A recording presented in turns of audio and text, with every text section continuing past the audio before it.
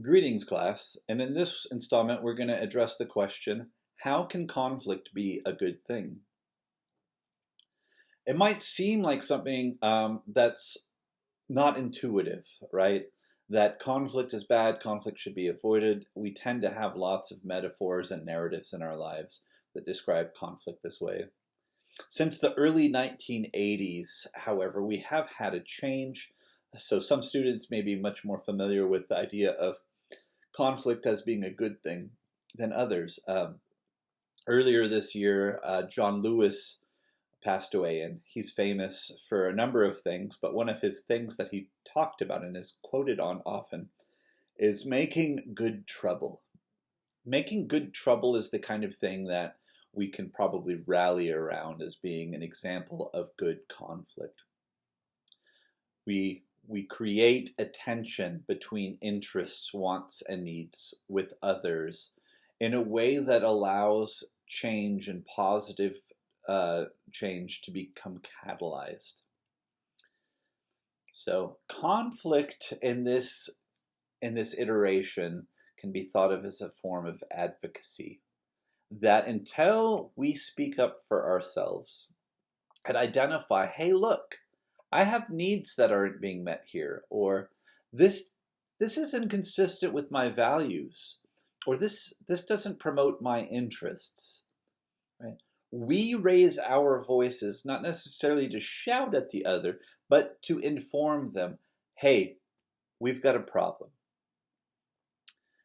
Conflict can be good, right? It can become an opportunity in that once we make others aware of a tension, right, we have competition between our interests, wants, and needs, which then can do a number of things, including but not limited to opening the door for problem solving. We both have interests that are in competition, but that doesn't mean that they're incompatible. We can frequently work on ways to develop true win-wins, which means that only by virtue of having had the conflict do we achieve outcomes with a net positive that is greater than existed prior to the conflict. You could think of any number of scenarios. I have a hard time imagining one that's likely to resonate with most students.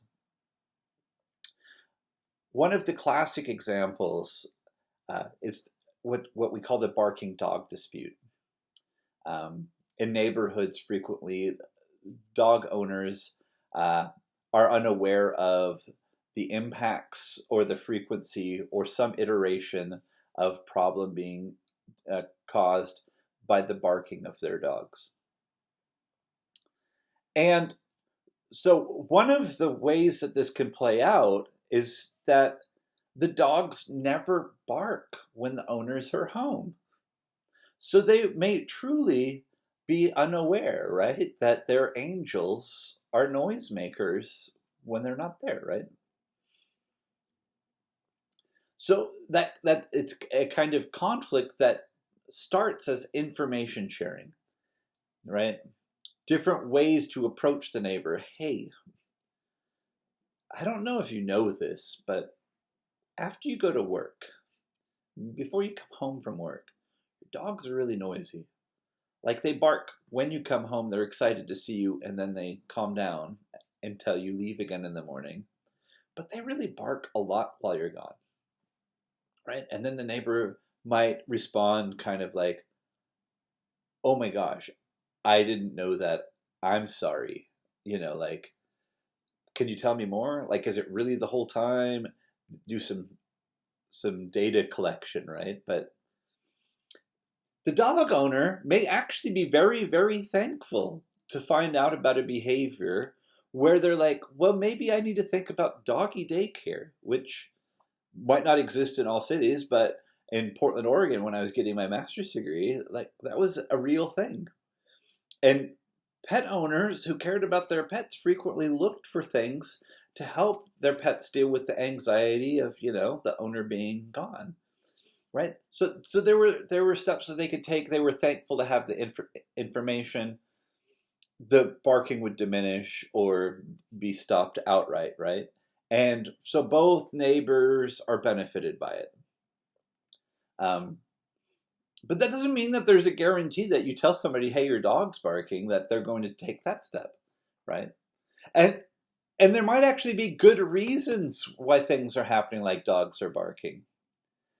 And by using the barking as an indicator to get deeper into other behaviors, you might find out about other stuff that's going on, right? Anyway, so you can get to solutions to problems. And sometimes, right, like the barking may actually be a symptom or side effect of something else. Anyway, um, right, like maybe the dog's barking because there are people who are trespassing, you know, hopping over a fence to get, through the neighborhood faster. And, you know, the investigation leads to that, right? I mean, I'm not. It's more likely, in all honesty, that the dog is barking because it misses its owner. Um, but the awareness of the problem helps to allow parties the opportunity to think of solutions. And in the process of thinking of solutions, if nothing else, it might help individuals who didn't know each other very well become maybe not friends, but they can improve their relationship. And by improving the relationship, who knows, right?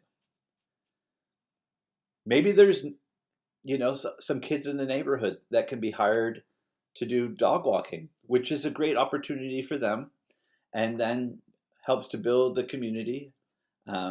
Maybe they don't even have to be hired. Maybe they'd volunteer. Maybe it's, life during the coronavirus, and people are just really trying to find things to do to fill the space that is, like social distancing has created. Anyway, the idea here, just to be, again, crystal clear, is when we engage in conflict, we create an opportunity and an opening that change can be made.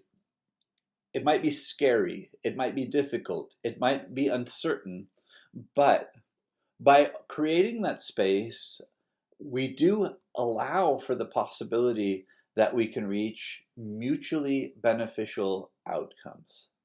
And those mutually beneficial outcomes are an improvement over the situation, whether or not both parties know that there's a problem. So, conflict can be an opportunity. We can change things, we can make things better. Thank you.